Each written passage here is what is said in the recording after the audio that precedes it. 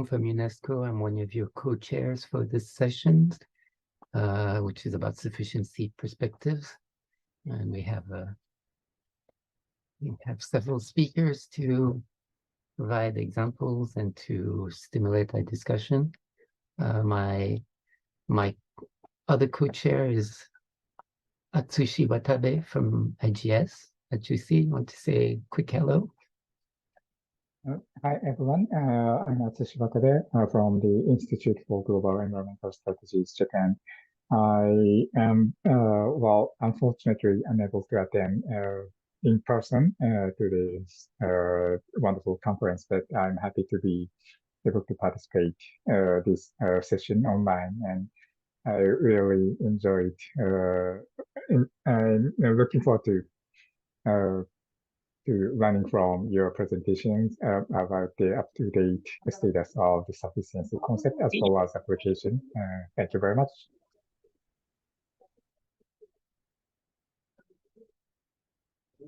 So we have introduced ourselves, and we have the session is divided into two parts. In the first part, we have 3 presentations. One from Elise Andrew of the Technical University of Denmark, which will be followed by Damaris Castro from the Ghent University in Belgium, and then Frok Weisse, sorry if I mispronounce your names, from the Europa University in Germany.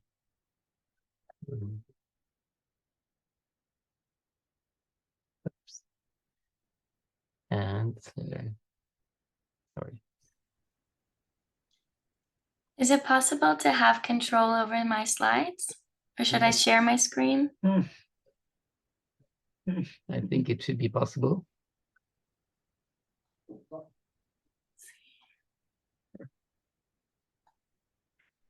Do you have control now? Let me see. Yes, I believe Okay. so. The floor is yours. Okay, thank you. So my name is Elise Andrew. I'm a PhD student in the Reboundless project, an ERC project at the Technical University of Denmark. And I'm going to be representing my co-authors who are presented here in this slide. So today I want to talk about the rebound effects of sufficiency-oriented product service systems. But first, I'd like to get us all on the same page about what a PSS actually is. So product service systems can be defined as a mix of the tangible products and the intangible services to fulfill the needs of the customer. And in other words, it can be thought of as the servitization of products. And PSS can be more product oriented. For example, additional services like repair support. And it could be more service oriented, like a car sharing system, which is use oriented, or a pay per print service, for example, which is more result oriented. So how can product service systems be more sufficient? So first, let's define sufficiency. We can define sufficiency as an absolute reduction in the consumption and production of products and services. And product service systems can promote sufficiency in many ways. For example, increasing product longevity through increased operational support, also consultation on how to extend the life span of products, for example, through refurbishing or caretaking practices. And more service-oriented product service systems can optimize the use of product ownership by pooling resources, for example, renting or sharing systems, which avoids individual single use of products. And more service-oriented product service systems can decouple the value from the delivery of the actual physical product to the use of the product or the result of the product. However, rebound effects threaten these expected benefits of sufficiency-oriented product service systems by through changes in behavior and system structure. An example could be if you have a sharing system, let's say a bike sharing system, and instead of reducing the amount of bikes consumed, so to say, through avoiding individual single use of these bikes, we actually are requiring more bikes due to users taking less care of the bikes. So this is an example of a rebound effect. So in order to understand rebound effects of sufficiency-oriented PSS, we conducted a systematic literature review of 1,413 papers. Of these, 392 were filtered through and 12 were identified as sufficiency-oriented PSS. And through these papers, we identified 5 possible rebound effect outcomes and mechanisms. Most of these papers were within mobility, 1 in housing, and a few in consumables. So what we learned. So the primary rebound effect that was discussed in these papers was the unsustainable respending of resources that were freed up by PSS, that is money and time, were reallocated towards either more consumption or unsustainable consumption. So if we take that bicycle sharing system example, if you use those cost savings to, let's say, take a short distance flight to Mallorca, this is an example of the respending effect or income or price effect. Then we have more qualitative rebound effect mechanisms identified within the mobility needs area. And the first is the modal shift effect, where more sustainable active modes of transportation like biking or walking are substituted for less sustainable modes of transportation, such as cars and the car sharing system. And then similarly, we have changes in travel patterns to include longer distances in the medium term, and even in the long term, longer distances due to relocation. And this can be thought of as a consumer convenience effect, where these more unsustainable forms of traveling are made more accessible through PSS. It can also be thought of as a motivational effect, where consumer preferences are changing to be more unsustainable.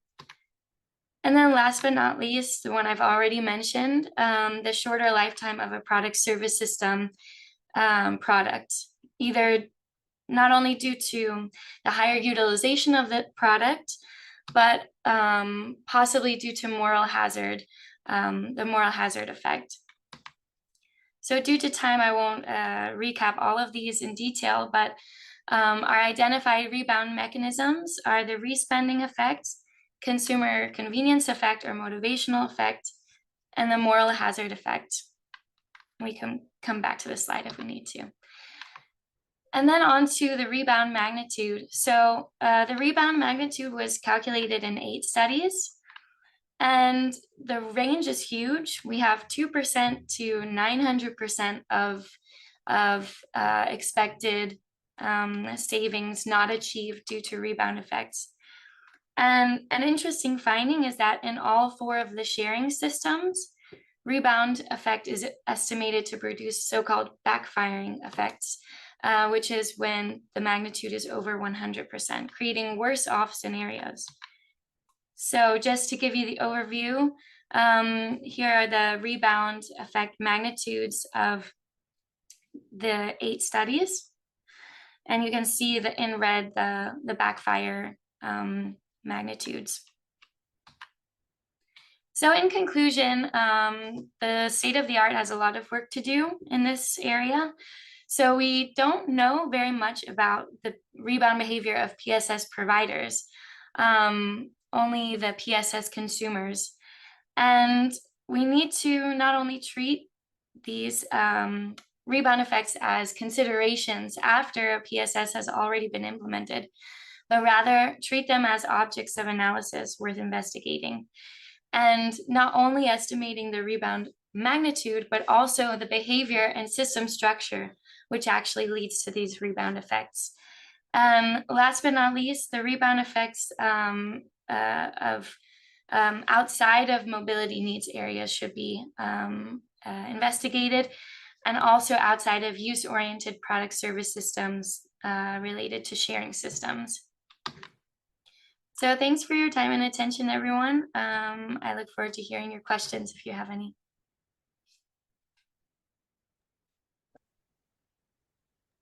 Thank you very much. Elise, as suggested by Bernal, I would like to moderate the question and answers. So I see there are more than 20 participants in this session. So if any of the participants have specific questions or quick comments to Elise's wonderful presentation, please don't hesitate to raise your hands and unmute yourself.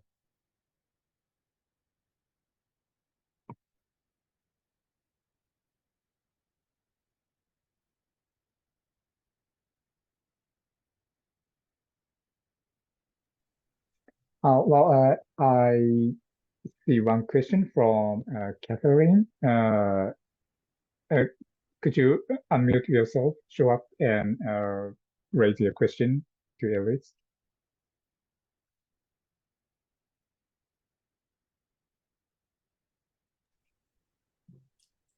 I can actually see the question. Okay.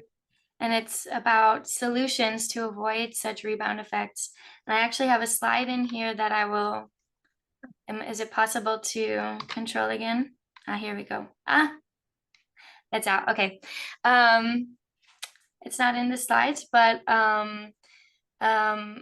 one possible way of addressing, for example, the respending effects would be to have some sort of cost control mechanisms, so that the additional cost savings were not spent on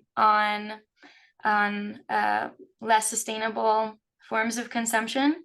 Of course, that might demotivate people from consuming in product service systems. However, there are also some other ways you can address rebound effects in product service systems. For example, to avoid the moral hazard effect of people treating these products and product service systems with less care, you could make this consultation about how to take care of products and product service systems.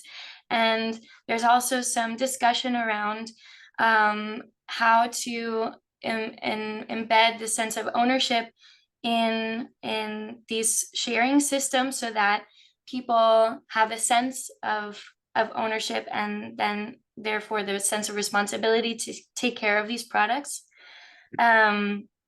However, there are many other rebound effect mechanisms that I have not mentioned that that lie outside the scope of these papers that we looked at, and many solutions. So these are just two examples. Thank you very much, Elise. Is there any other questions? If not, I'm also curious to learn from Elise. I have one specific question.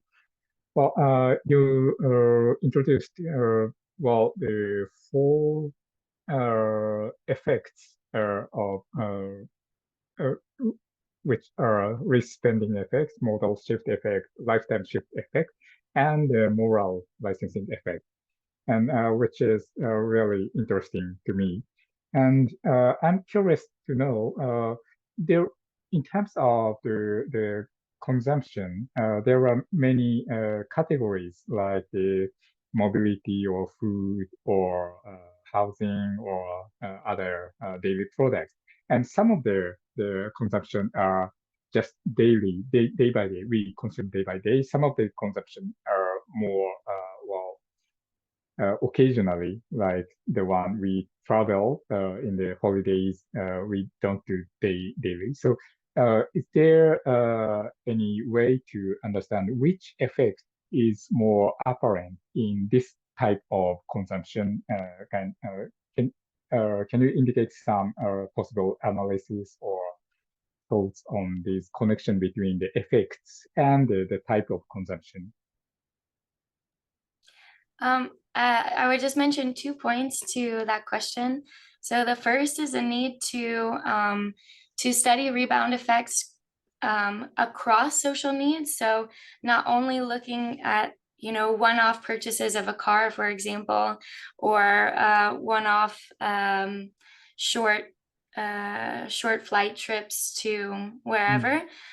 There's a need to figure out how are these rebound effects from all different areas intersecting and perhaps influencing each other. So this is one of the gaps in the literature that I think should be addressed. And I think that the second point that I wanted to make was that this is just a hypothesis, but it's probably that the studies that look at these big consumer choices, for example, the purchase of a car, will have a stronger magnitude, rebound effect magnitude, and I think that if we start to conduct research which looks at all forms of consumption, we'll get a more nuanced understanding of the rebound magnitudes and perhaps more accurate as well. Wonderful, thank you. And I have I see another question, but Bernard, if I'm taking too much time for this. I think for the other question, Elise probably can answer it in the chat. And if other people have questions about the rebound, they can also post them in the chat, and then Elise can answer them while we go to the next presentation. Yeah, perfect. Thank you so much. So we will move to the next presentation, which will be from Damaris. Yes, hi, can you hear me? Yes. Great. And you have control, so.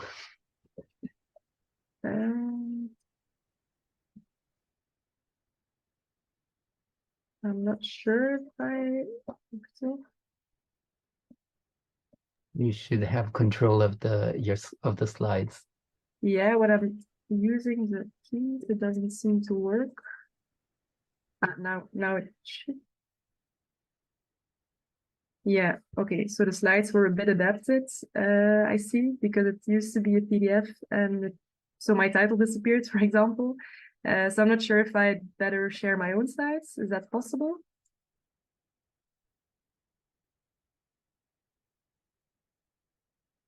Yeah, it's not how I uploaded them, but I don't know if it's possible to switch screens. Is that possible?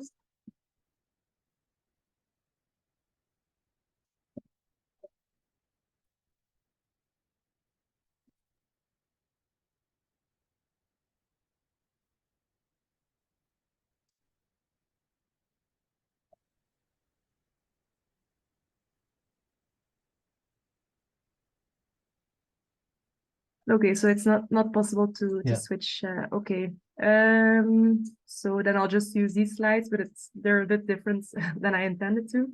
So I try to take control back, but it's tricky. Okay, I'm good now. All right, so let's start. So there's no time, so I'll explain to you what I'll be presenting. So I'm Damaris Castro. I'm a research and teaching assistant at the Faculty of Economics at Ghent University, Belgium. And I'll tell you something about the paper that I'm writing with my promoter, Ben Blaise, on having enough versus wanting more, the case for sufficiency experience in society. So I don't think it's necessary to go into the details of this slide, But just to set the stage, so in order to tackle the vast environmental challenges of today, it's becoming clear that we will have to complement the popular efficiency strategies, which tackle the technology factor, with the sufficiency strategies, which tackle the affluence factor and which focus on the demand side. So when we look at the existing literature on sufficiency, we see that it covers several things. So first of all, it looks at sufficiency as a strategy, sufficiency as a key elements for movements that go beyond GDP growth, such as degrowth, post-growth, voluntary simplicity. And it also looks at changing consumption behavior towards more environmentally sustainable and acceptable levels. But what we don't see in the existing literature is to what degree sufficiency is actually experienced by individuals in contemporary society. So also not focusing on a niche, but at the whole society, let's say. We think this is relevant because if experienced sufficiency in society can be considered as a prerequisite for openness towards such sufficiency strategies, it's interesting to measure this. But the challenge is, how do we measure it? So the goal of our research is to measure sufficiency experience in society in a subjective way. And to do this, we make use of two counterpart dimensions, sufficiency and insatiability, and two different domains, material and leisure time. So this leads to a total of 4 measures. So we have on the sufficient side, having enough, and on insatiability side, wanting more. So we have having enough on a material level, I want more on a material level, and I have enough leisure time, I want more leisure time. Each of these 4 measures was measured on an 11-point scale of disagreement from 0 to 10. So we aim to tackle 3 research questions with these measures. So first, to what degree do people actually experience sufficiency in society according to each of these measures? And how do these measures relate to each other? Second, what characterizes the experience of sufficiency according to each measure? So what are the determinants? And third, how does the experience of sufficiency relate to and explain life satisfaction? For the data, we made use of the LEBO survey. So that's an inquiry into the life circumstances in Flanders. It's been gathered since 2010 in 2 waves per year. But for this specific research topic, we added questions to the 2020 edition on sufficiency, insatiability, and also some other sufficient income measures. After cleaning, we retained 1,633 respondents, and the sample is representative for the Flemish population in Belgium. So Flanders is the upper northern part of Belgium. For the methodology, we made use of descriptives as well as OLS regression analyses.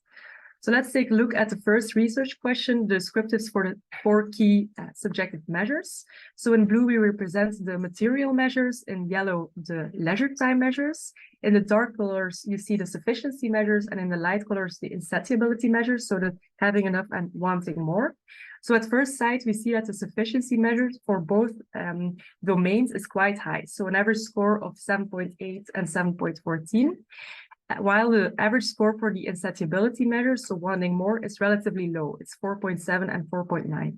So at a first sight, we can see that actually there is some sufficiency experience as the sufficiency is high and insatiability is low.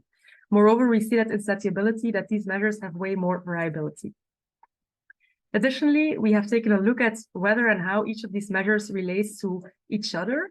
And there we find that when we look at the correlation between sufficiency and insatiability for each of both domains, it's indicated in pink, that indeed we find that these are inversely or negatively correlated with each other. So if people state that they have enough, they don't want more, and vice versa.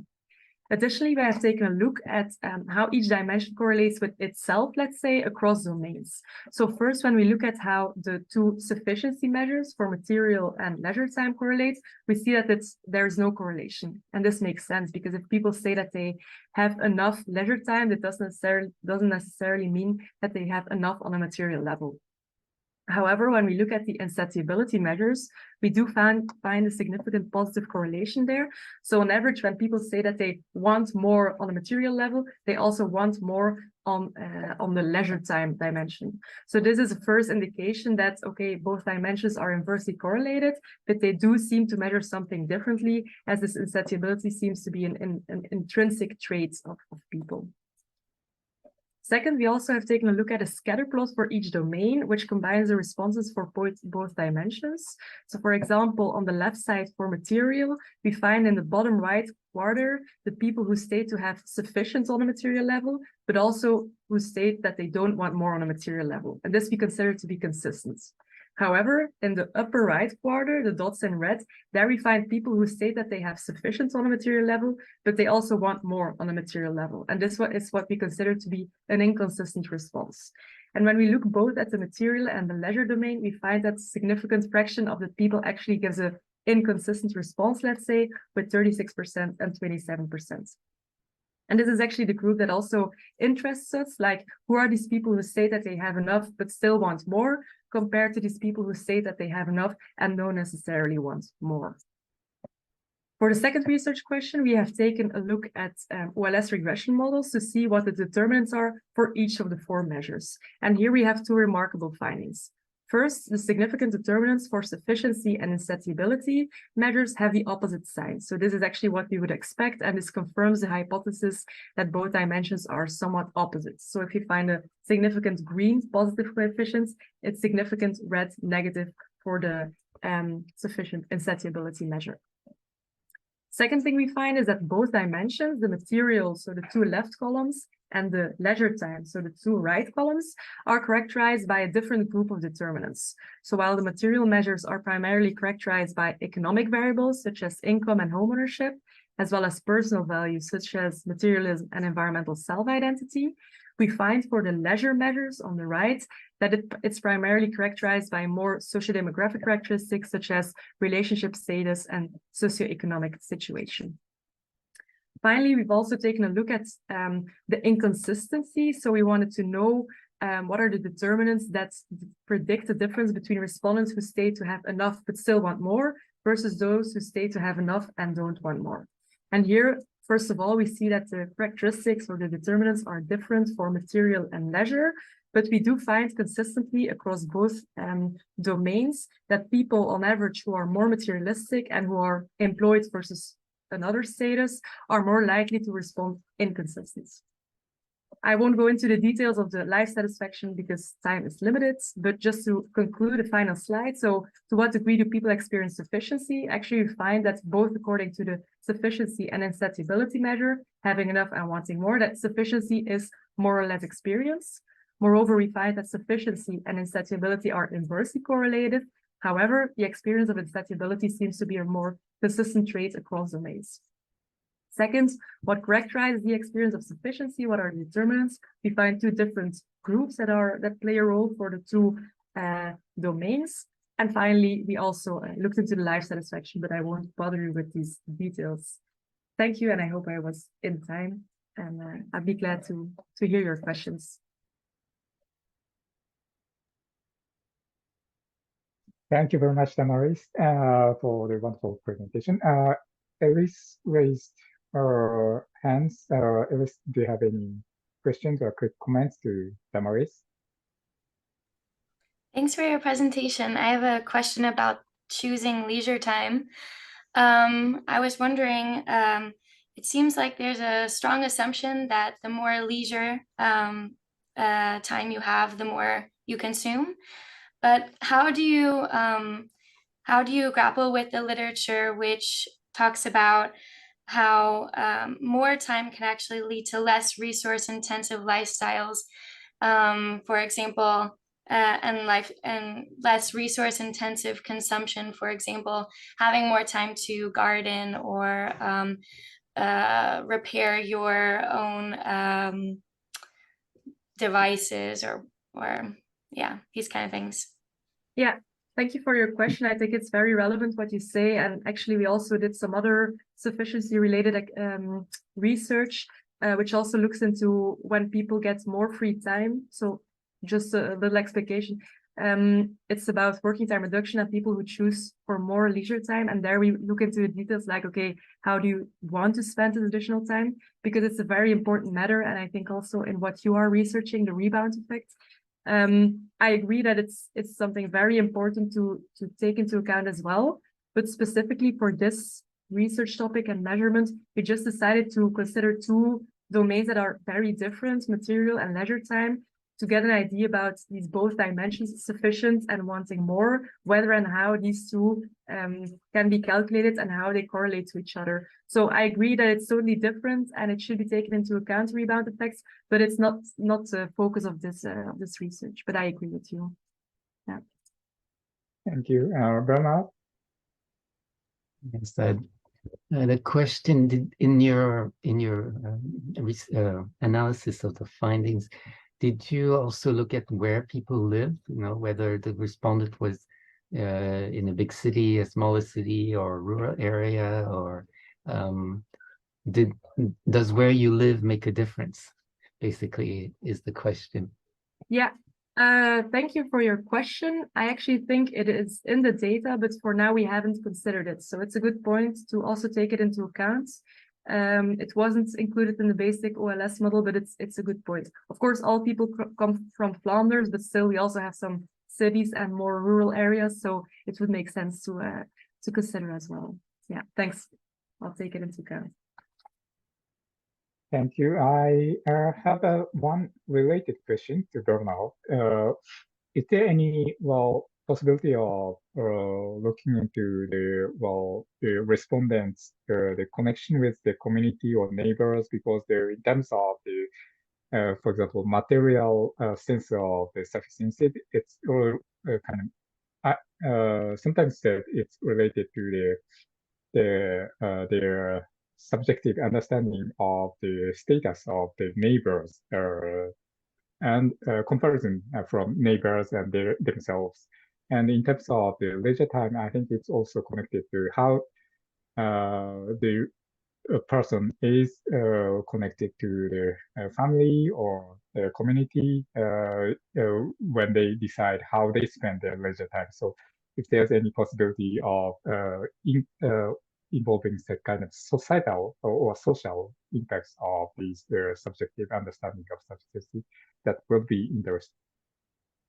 Yeah, thank you for your question. Again, I agree it would be very interesting to look into this. And actually in another research topic, the one on working time reduction, there we did look into whether and how people socially compare, whether and how they think it's important to share their leisure time with other people rather than by themselves.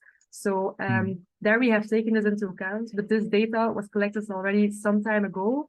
And the main focus of this data collection was is life satisfaction and some other things. And I just managed to add my elements, but unfortunately we don't have anything in the data about these social impacts. But I agree that it would be a good follow-up question and research to look into whether and how this affects it. Yeah, it's a good point. Like the whole story of relative effects and positional effects, it's key. Of course, thank you for your response. Well, if there's no other question, I will request Bernard to move forward the session. We will move to the next presentation from Roke.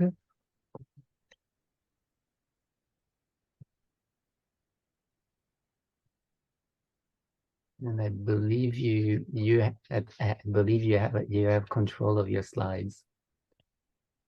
Yeah. So far, I still see the slide from the last presentation. And yeah, so far it does not move. Yeah, now. Okay. Yeah, thank you very much for the opportunity to present here at this conference. So I will present about work in progress, our quantitative analysis of different sufficiency scenarios, and some first results I'm conducting with the colleagues mentioned here on the slide. We want to try to answer the question how energy service demand could and should develop. And for that, we did this analysis on already existing sufficiency scenarios, kind of a meta-analysis. And I also would like to start with the sufficiency definitions we in our energy sufficiency research group apply, which is sufficiency is a strategy for reducing consumption and production levels through changes in social practices in order to comply with environmental sustainability and to ensure an adequate social foundation for all people. So quite broad, I guess. It's quite similar to what the other presenters find as sufficiency. And more detailed, the research questions we wanted to answer in this study is which quantified sufficiency scenarios exist and which energy service demand indicators are applied and which range of values are assumed for those indicators. And then also compare this to current published levels for decent living standards, which kind of presents a minimum what you need in different areas to be able to live a good life. One slide overview of our research design. So in the blue field, there we state how we did the identification of sufficiency scenarios via desk research, screening existing collections, doing an expert consultation and a search in Web of Science. And then with the studies we did a further screening and then really reading the studies and selecting the ones that met our criteria, kind of how old the studies were and also how ambitious they were regarding the climate neutrality state.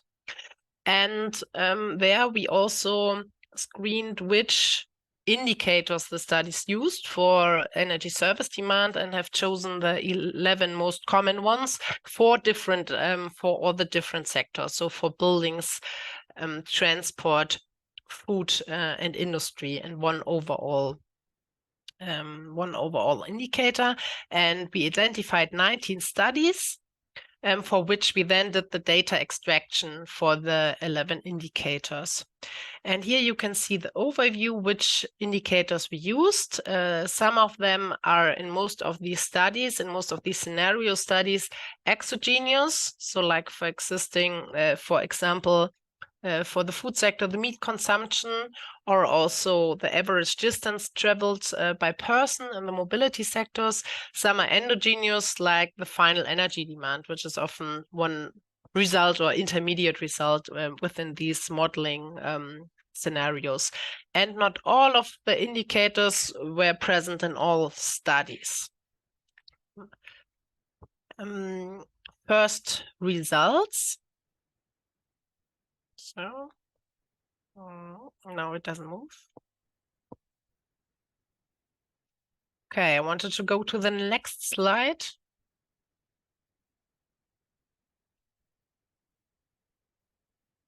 But it doesn't want to. Okay. Yes, now it works again.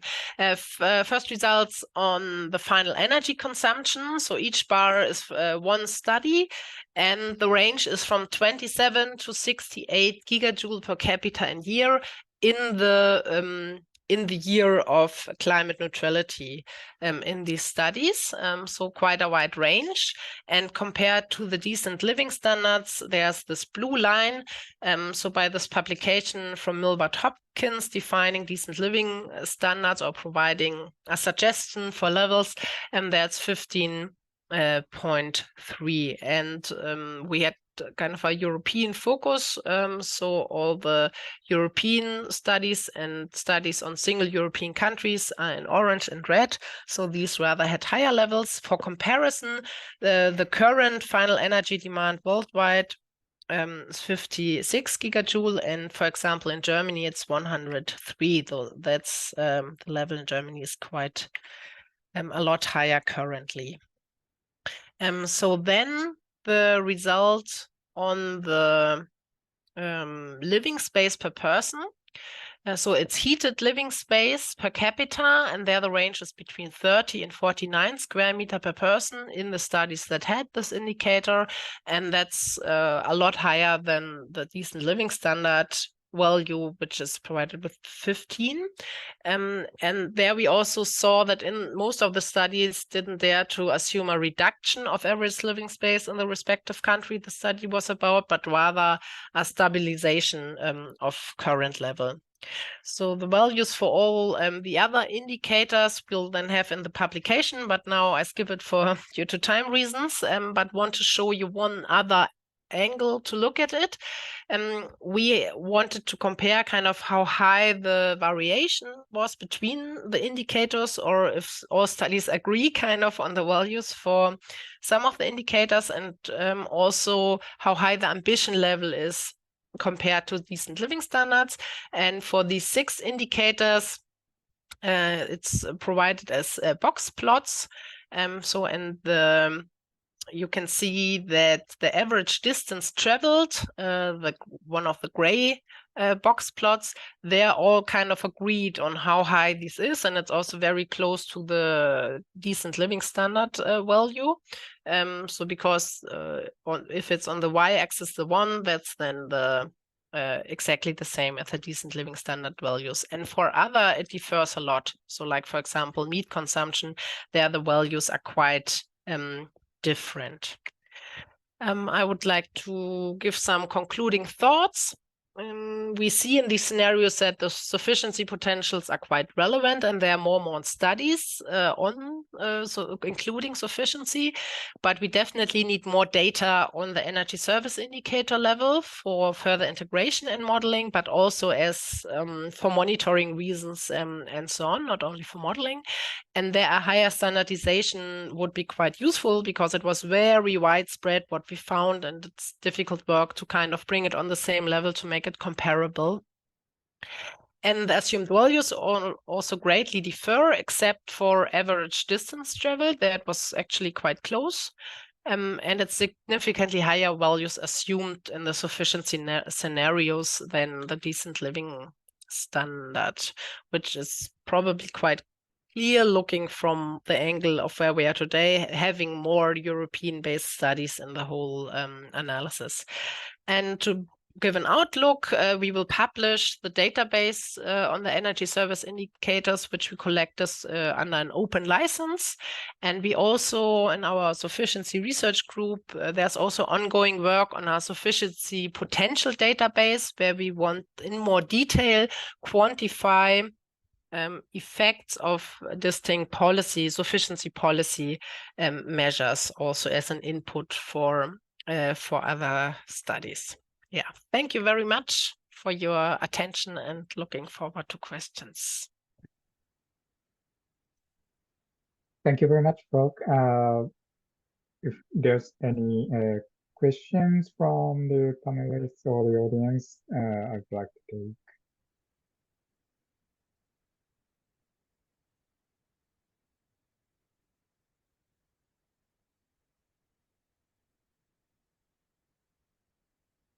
Well, then can I ask a basic question? So your research conclusion indicates that in various sectors, the decent living standards could be met with the sufficiency strategy, and does this also cover the issue of the distribution or allocation of resources or living standards, basic needs among the different category group of people in Germany? Or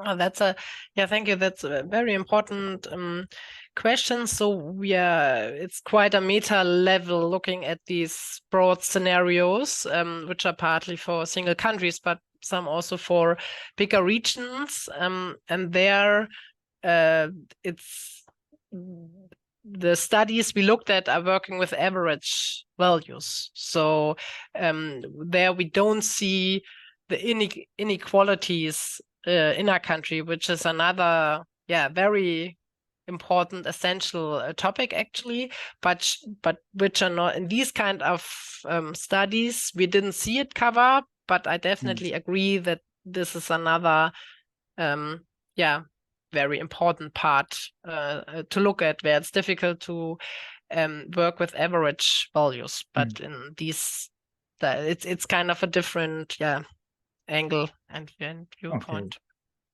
Okay. Thank you very much. Well, if any of the panelists or participants can raise questions, please continue doing so. And Frog, I think Frog could answer on chat box. So Belmar, back to me. So this was in a way, the first part of our session, which brought up quite a few questions and, let's say, issues on measuring and indicators and what is sufficiency and what is, do we want more, do we not want more? And in the second part, we'll be continuing this discussion. And we'll be starting with a presentation from Sarah Svensson-Hoglund from Virginia Polytechnic Institute and State University. And I believe that Sarah has control over slides, since we said it would be a good idea. That would be wonderful. Thank you. Nothing yet. Yes, you should have control now. Okay, nothing is happening. Yeah, the system is always a little, the Little time slow. delay. Yeah.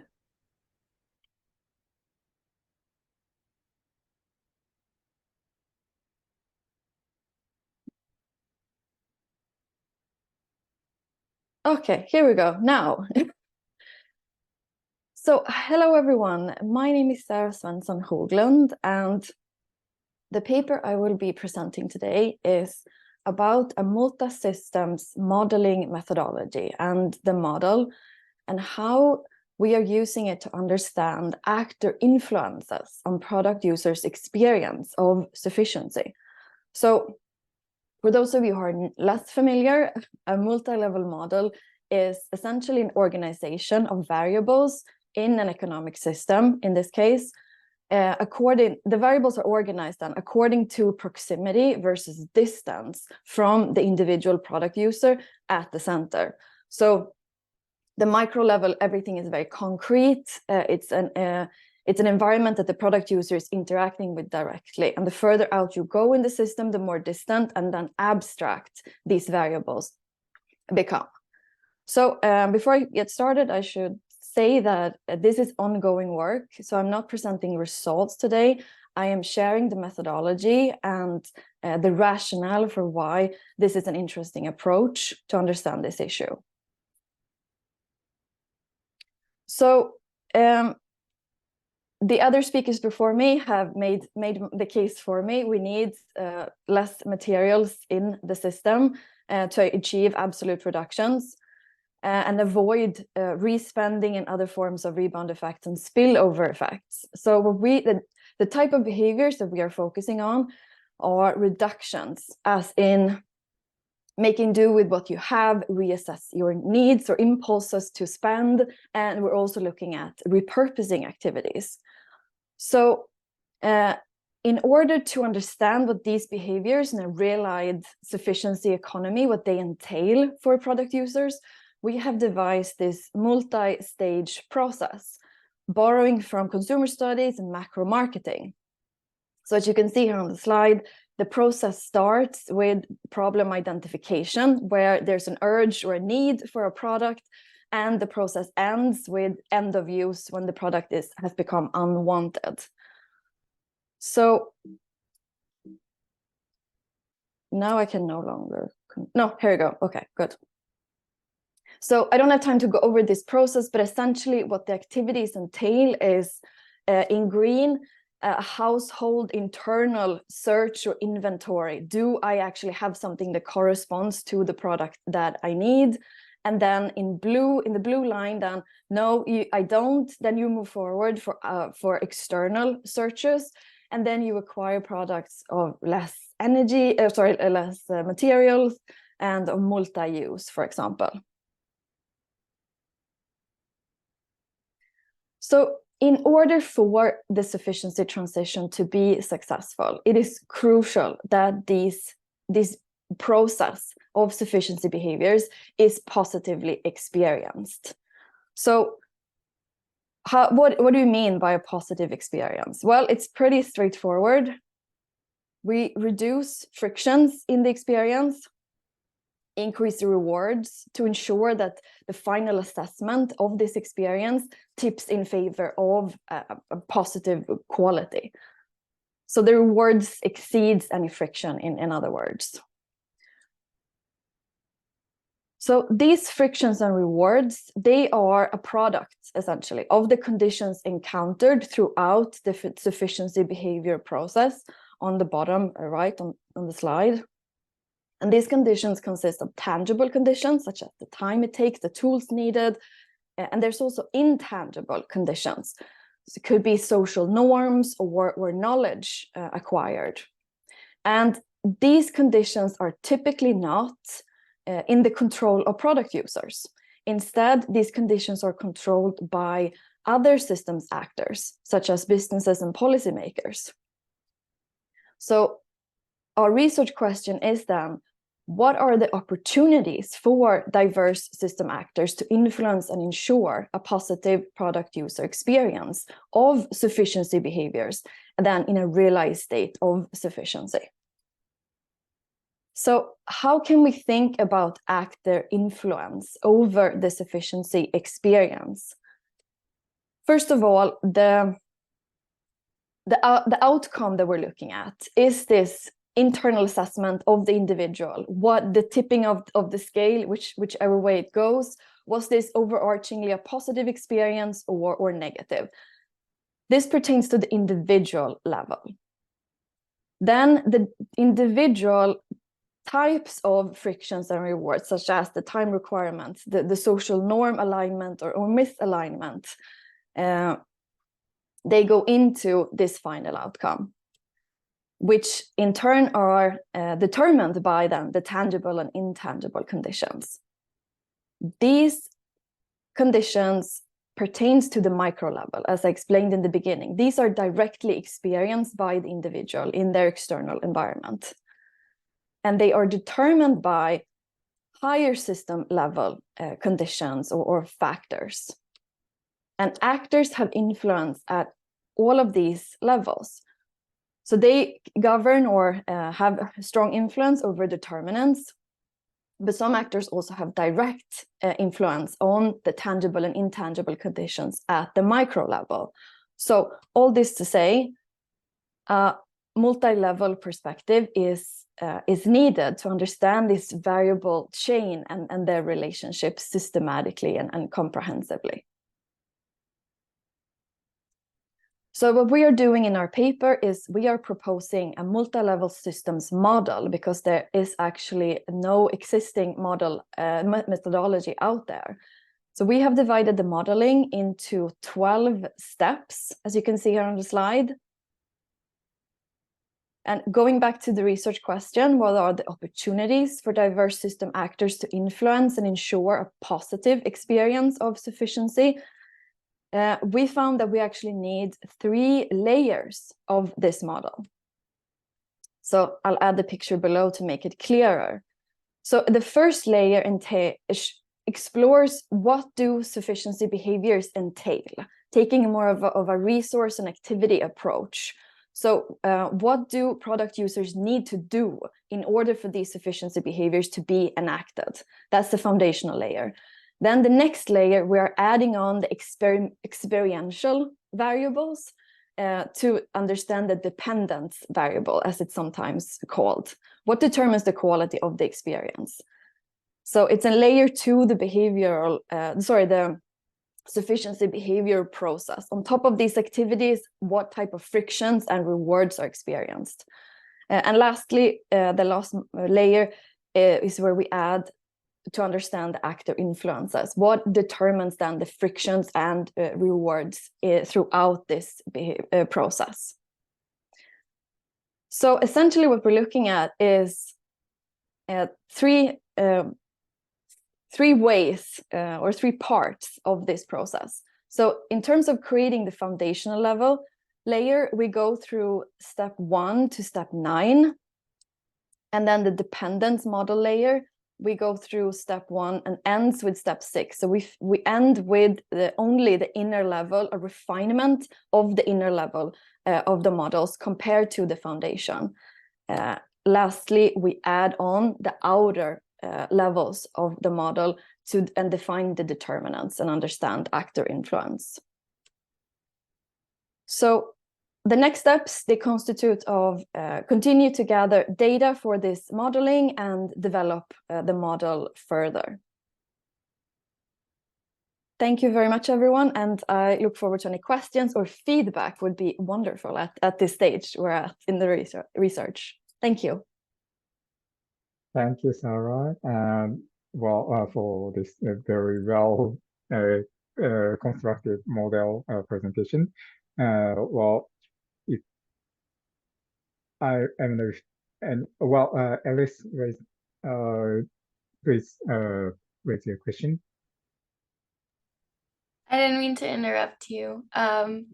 My question is about how you're coming up with these list of determinants, and if you're borrowing from some more alternative theoretical perspectives. For example, if you're borrowing from behavioral economics or using some socio-psychological theories, for example, conspicuous consumption, to understand how this is the drivers of consumption. Thank you. Really good question. So to clarify, first we identify what type of frictions and rewards can happen throughout the sufficiency behavior process. So when you repurpose something, what are the potential obstacles that you might encounter? And same, what are some of the rewards you might encounter? What's gains and benefits? And then we're looking at the higher system level. What determines if these frictions versus rewards are present and their extent. So it's very much, as I explained on the slide, going backwards in the variable chain. So our determinants will depend on what type of frictions and rewards that we encounter in the literature. And one of the ways that we have started to work with this methodology is to use a literature review to define these reviews and frictions, and then use Delphi studies and expert focus groups to identify the determinants of those key conditions that give rise to the frictions and rewards. So it's very much an iterative process. Thank you for your question. Thank Thank you. you. Yeah, Sarah, you have another question from on chat box, which says that do you assume that the overall experience is a balance of frictions and rewards, and how do you measure this balance? Yes, very good question. That is one of our challenges. And also we know that from prospect theory that humans are generally very risk averse. So going into a process, the risks and anticipated costs are going to be experienced more strongly than anticipated rewards. So this is something we are working with. And we'll potentially also use our focus groups to get an idea of the importance of frictions versus rewards, as we individually identify them and specify what they are. Wonderful. Thank you. Well, then, Bernard, I think we can now move on to the next presenter.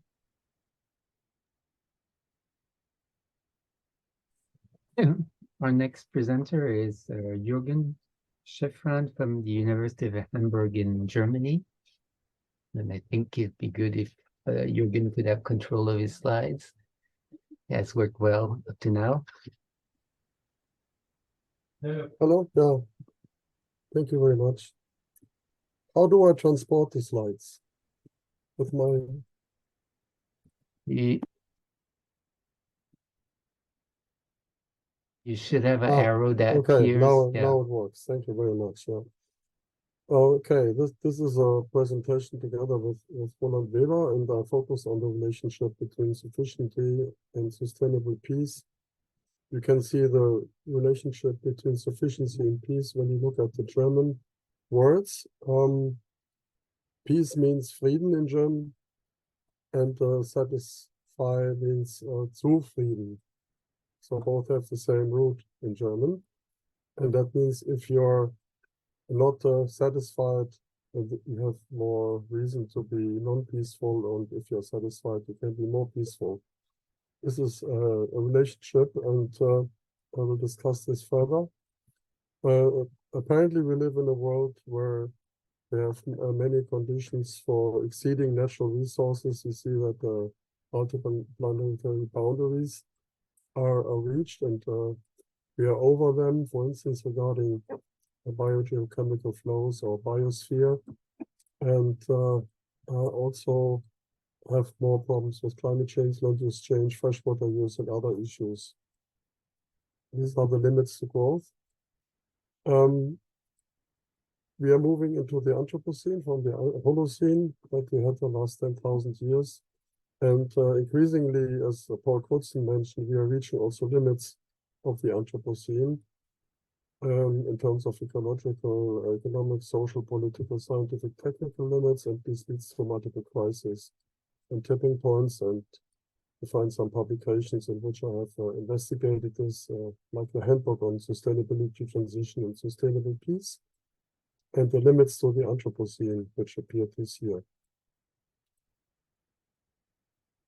The limits to the Anthropocene is shown in this diagram. You see several interacting problems like problems in climate change and energy supply, as well as conflict and migration, and increasing complexity of the world system, leading to a multi-crisis compounding world with tipping points and scaling risk. And you can show this in each of the different domains. You see ecological limits, for instance, that resources are reaching planetary boundaries and overconsumed. And economic limits, that is more increasingly difficult to make a profit for a growing population.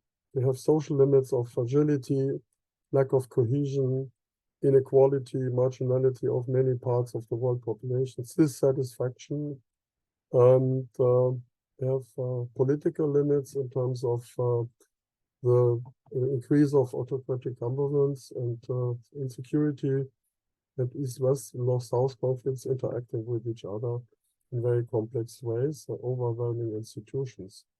And then you have scientific technical limits.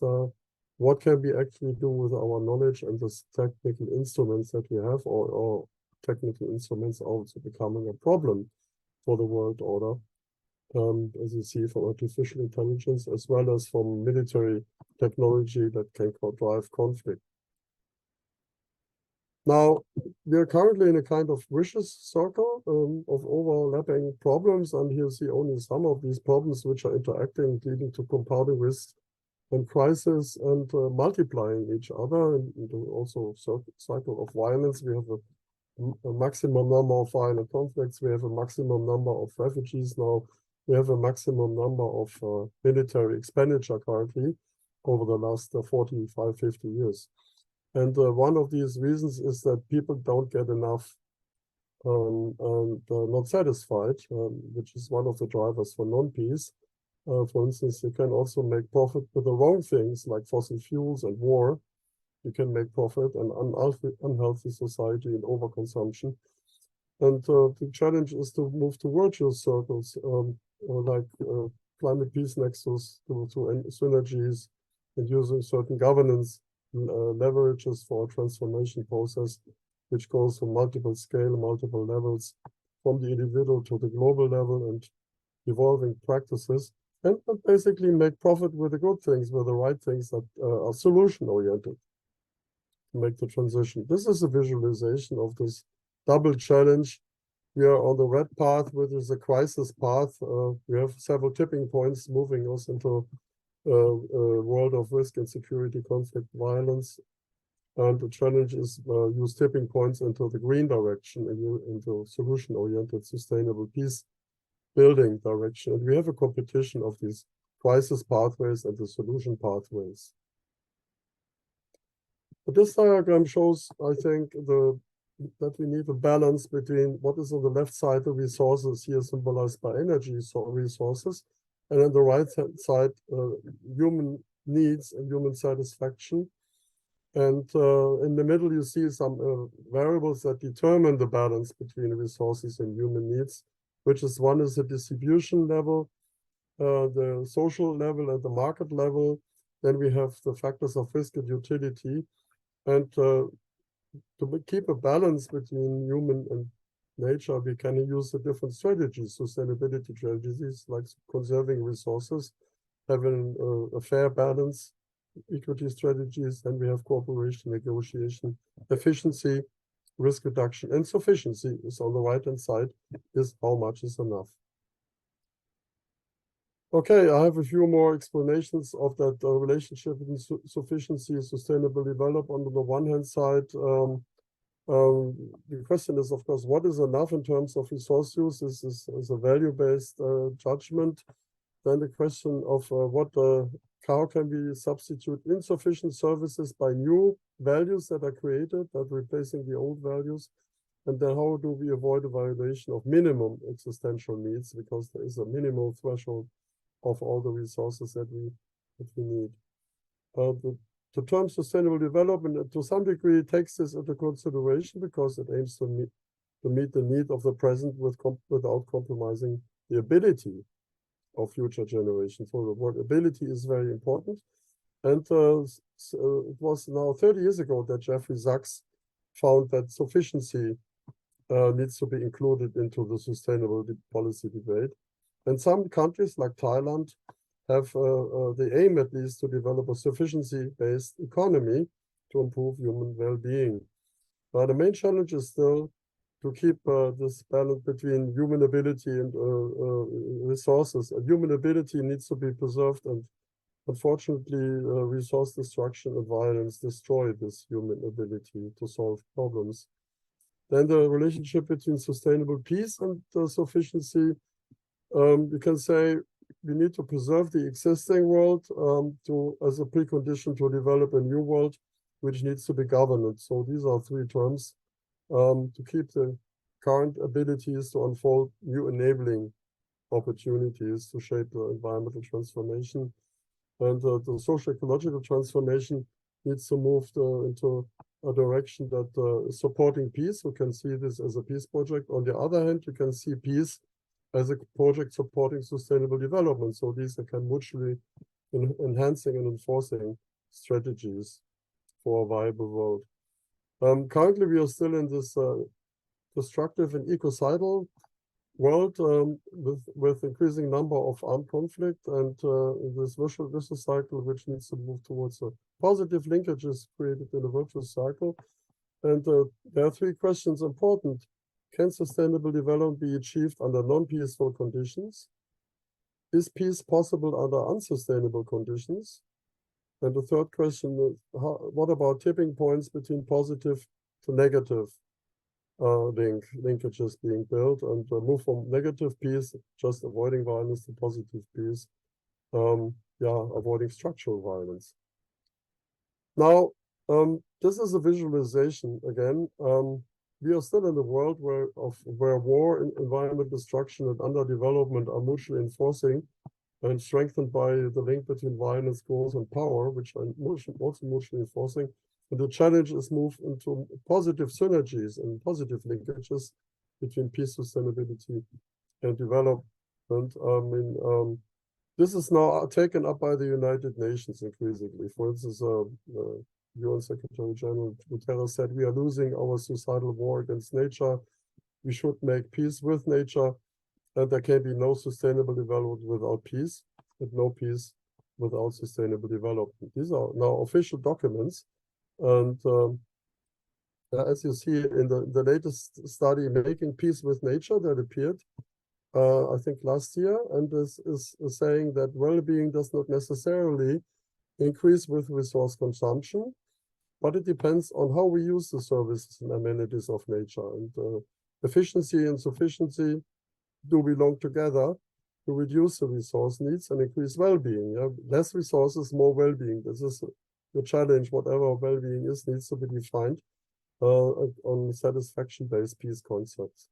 Then third is to shift from individual ownership towards sharing economy and increase economic efficiency and sufficiency, to make, particular in the energy sector, a transformation for clean and affordable energy for all. Now I'm moving to the end of it. There are, of course, more. It's worth reading this document, Making Peace with Nature, because it's relevant for our task here. We need to develop pathways for a sustainable and peaceful future. And some elements are given here. We should avoid that environmental changes, avoid our ability to deal with the problems and develop, strengthen development. We think in particular of the well-being of youth generation, of future generations. The strategies and goals need to be synergistic and effective. And we should transform the economic, financial, productive system towards a sustainability transition. And everyone has a role to play in this, moving towards polycentric governance.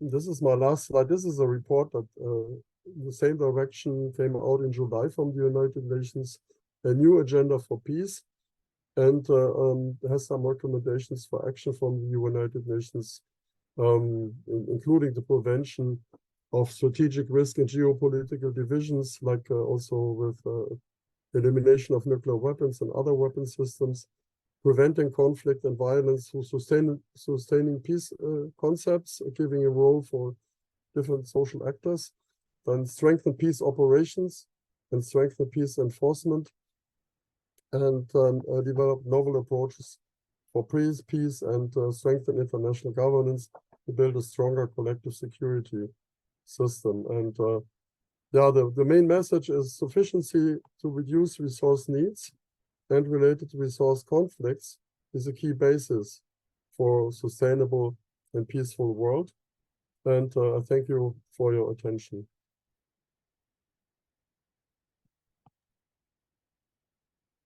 Thank you very much, Jürgen.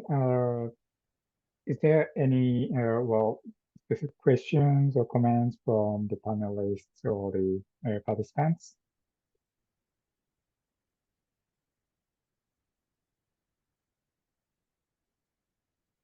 Yeah, yes, Elise. I feel like I'm taking a lot of the time. But thank you for your presentation. I was wondering, I think this connection between peace and sufficiency is a very interesting one. I am wondering how you see the role of multinational corporations in this sort of plan for sufficiency and peace, because if we have sufficient consumption in global north countries, but insufficient or ineffective regulation of multinational corporations who exploit the global south and through threat of violence and through violence, how can in order to sustain the excessive consumption in global north countries. So my question is, how can the how to address the power of multinational corporations in trying to create peace? Thank you very much. This is a very good question. Multinational corporations basically convert the growth of their capital into power that is stronger than the power and capital of some states. And sometimes they also support violent extraction modes of nature. And I think the challenge is to keep these powerful companies under control. And that needs to develop some governance approaches from governments to make it basically for these companies beneficial to produce goods which are compatible with nature and meet sufficiency goals of consumption for the people. But these companies produce goods that are consumed, so the consumers have also a power in this. It's the citizens who vote governance have a power in controlling these companies, as well as the consumers who consume these goods have also a power in controlling these companies and maybe changes the direction of the goods produced.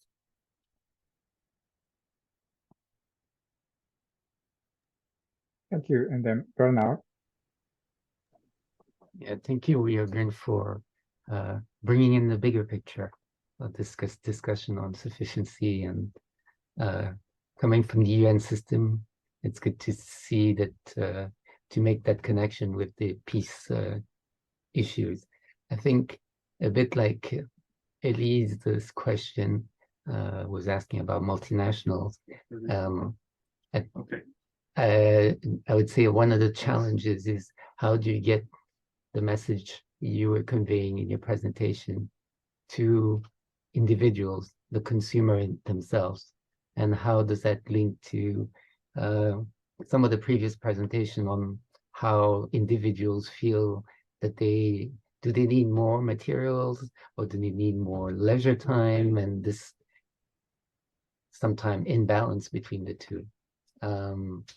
And I would say what is the role, for instance, of lifelong learning in connecting these two levels?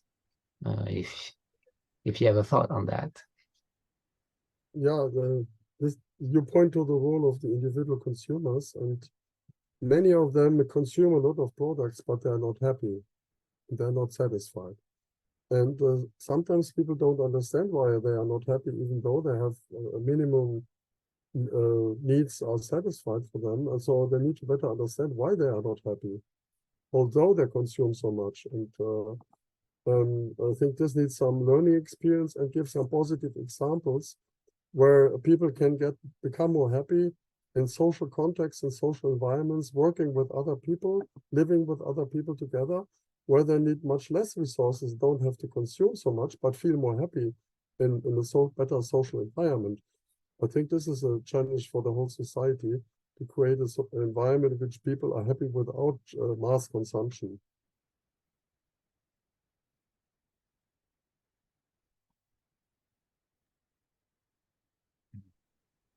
Wonderful. Thank you very much. So, Bernard, how do we spend the remaining minute? Getting to our last presenter, who I think will take us a little further in this wider, more global picture. Ilaha Abalsi from the International Institute for Social Studies in The Hague, Netherlands. And Ilaha, you have control over your slides. Over to you.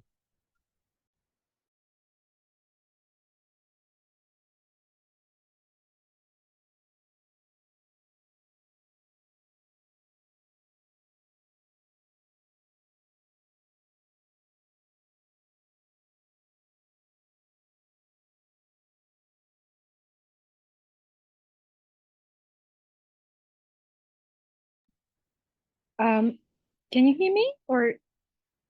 Yes, we can hear you. Go ahead. Yeah. Thanks for the presentation. So this is the first paper from my PhD project that I'm writing with one of my supervisors. And sorry for the background music. There is some concert happening in The Hague. It's quite loud in the background. So in the first paper, which is a part of the other sequence of 3-4 papers, it's a conceptual paper that we are looking into academic discourses that study the social aspects of circular economy. And the purpose of this paper too was to understand, I mean, it's a work in progress, so that's why we're trying to present it and to get the feedback as much as possible. The purpose was to understand how the social aspect of circular economy is discussed in academic discourses in the context of the global north or global south, or we could use it as a high-income countries or low-income countries. And what is the divergence and what is the convergence? So how similar, how they different are the discourses. Yeah. So, and the academic discussion on social aspects of circular economy is limited, and that's one of the main critiques of circular economy. Indeed, there's an emerging, recent emerging literature on social aspects, but they mostly focus on so-called global north, which is high-income countries, and they usually only cover very instrumental aspects of circularity, which is job creation, employment, etc. And so the objective was to unpack the narratives. So in this sense, the questions were, the first question was quite descriptive to understand what are the main social conceptualization of circular economy, and to what extent they diverge and they converge, so how they are similar. But we were particularly interested in the empirical scholarship, so the scholarship that indeed actually studies the case studies or more contextual studies. And in order to do so, we used abductive analysis, which was very iterative process. So we had certain themes, codes in mind, but we also read very closely the literature, and then some of the codes and the topics and themes indeed emerged from the literature. Academic literature analysis. And so we also did analysis, in-depth reading and analysis and coding with my supervisor. And then every week we're meeting and discussing the code together. So it was a collaborative process. And we used Web Science, Google Scholar, and Scopus to get the data in this case, academic papers. And we had very strict exclusion criteria. So inclusion criteria, we were interested in empirical studies, and we were interested in to understand the social aspects. So sometimes we also probe the keywords such as justice, jobs, societal actors, inclusion, participation to get more results, because initially only with very few keywords, the results were not satisfactory. So we started adding more and more keywords to get to the core of the papers. And we excluded review or hypothetical studies unless they had a very much important conceptual addition. And also we excluded the papers that were merely based on the secondary data. So indeed, eventually we ended up with 41 articles that were the outcome of the process of this iterative process of selection, which were also very much informed by our authors' judgments of the field. And the main findings, were quite interesting. And then we eventually analyze and categorize them in 3 categories. First was address social aspects. So what are the social aspects that indeed are discussed in these empirical cases? And what are the outcomes, desired outcomes for these cases? And what are the mechanisms to achieve these social aspects? And as we could see, I will not go into detail for each of them, but we could see there are some similarities and differences in the discussion. The main similarity is that the jobs and employment is the main most discussed social aspects, and as well employment is the most desired social outcome in both contexts of high income and low income. But the difference is that the sectors and type of circularity are different. So in the case of Global South, the main sectors of circularity is recycling, while in the Global North and the high-income countries, it is also very much focused on remanufacturing, repair. And in the Global South, the main focus is on informal workers, and there is a very big push in the literature for formalization of informality. And I would say, indeed, that's the core of the academic discussion of social aspects when it comes to circular economy. And also, interestingly, when it comes to mechanisms to achieve these social outcomes, there are also similarities. So inclusion and participation is the most two main mechanisms described to achieve the outcomes. But in addition to, in the low income context, there is also participation, recognition and formalization. And in terms of the sectors, again, there is a similarity. The plastics, electronics, and textile are the most examined materials in the case studies that we study. And if you indicate, if you are curious what we mean, what kind of regions we included to Global South, the papers that mostly the case studies were coming from South Asia, Southeast Asia, and South and Central America, and few from East Africa. So what are the convergences and differences? The main convergence, as I mentioned already, the social outcomes, the social aspects are the jobs and employment. And again, inclusion and participation are the most mentioned mechanisms. But the analytical focus of social aspects are very different. In the case of global north, it is consumers. So when most of the case studies are on a consumer analytical level, so it is also very much also on focus on the private sector involvement. While in the global south, I would say around 80% of the studied papers are focusing on informal workers as a main analytical unit of the case study. The main differences and the conceptual differences that we tried to analyze and unpack was the different lenses or the language in terms of constructing these narratives. The case studies studying social aspects of circularity in the context of low and middle income countries, they have a very strong developmental lens. And by developmental lens, we mean international development lens, social economic lens, which most of these papers, they discuss circularity as a developmental tool or a tool for achieving the developmental goal. In this case, for example, in the case of Global South, it is formalizing the informal circular practices and including marginalized informal workers.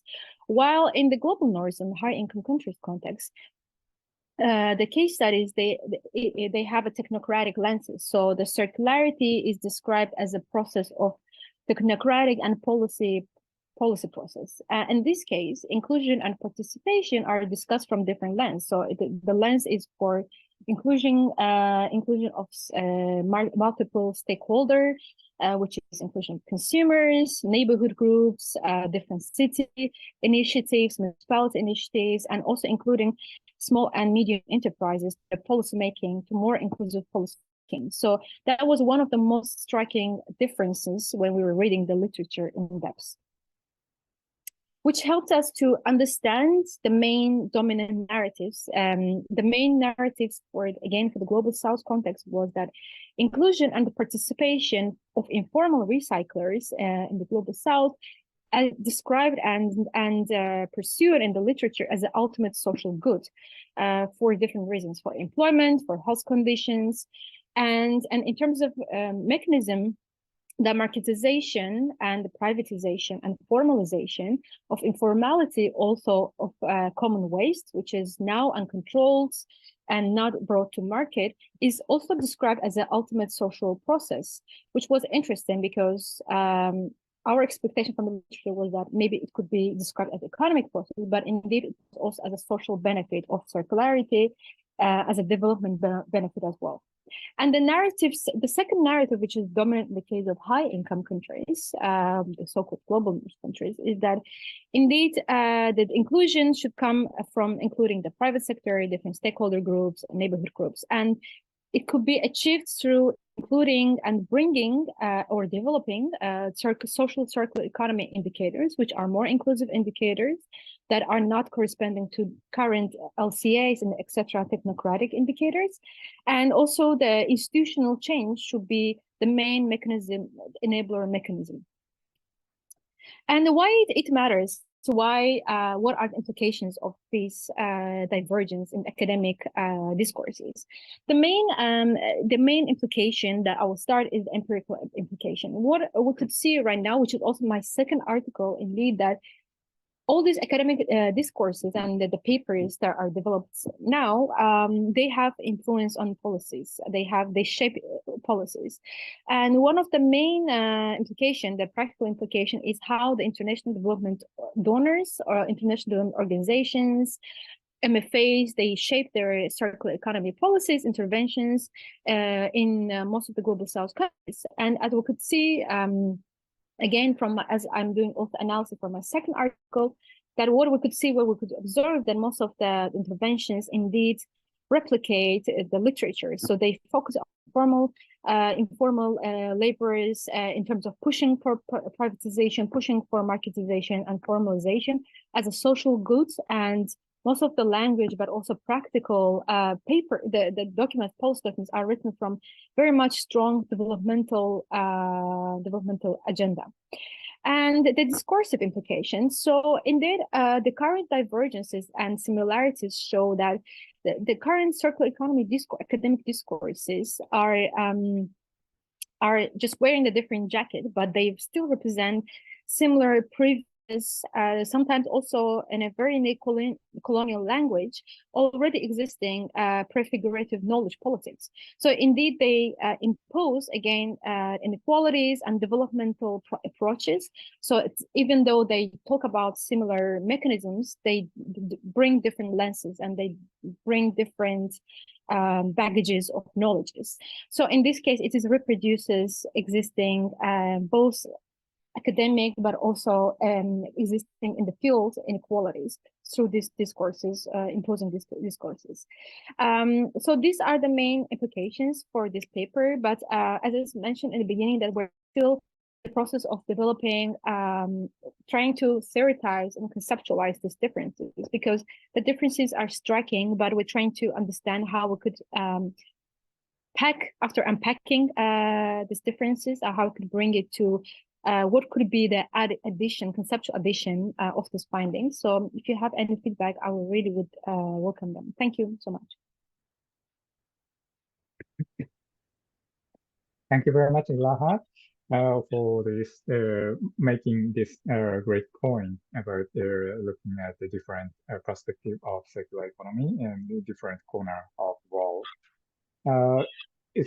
Does any participants or panelists have specific questions or comments to this presentation?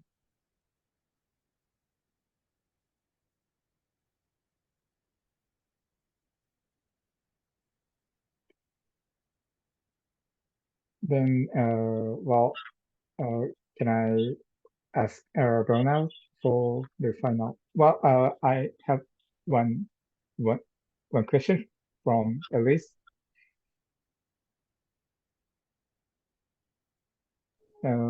Well, yes, please, Elise. I was just asking about how the classification of global north and global south worked, if the country was referring to where the research was conducted, or where the or who was conducting the research and where it was published.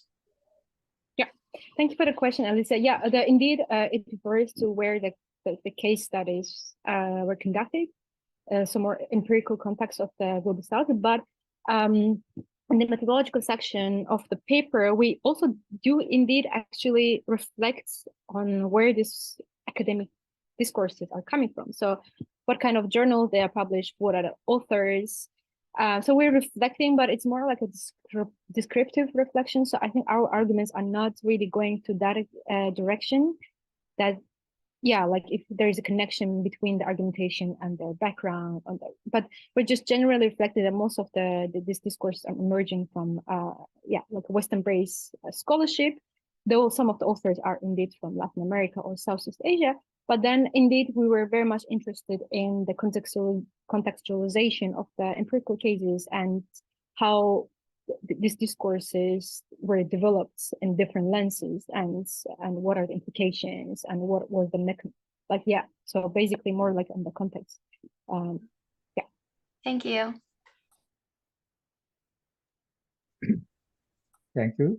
If there's no additional questions or comments, then Bernard, could you wrap up the session? Yes. Well, we've covered quite a few points, many of them kind of intersecting with each other. It probably would be good to have an extra 1 hour and a half to continue the discussion and finding more links between all these presentations, all these ideas. Maybe even working on a multi-level, multi-perspective view of all this. And it has provided kind of an opportunity to open our minds to looking at this issue of sufficiency from different angles that sometimes we might not realize that they are actually there. I would add a comment on the last presentation that we should also remember that within our own big cities, within even high industrial countries, you can find global north and global south in there.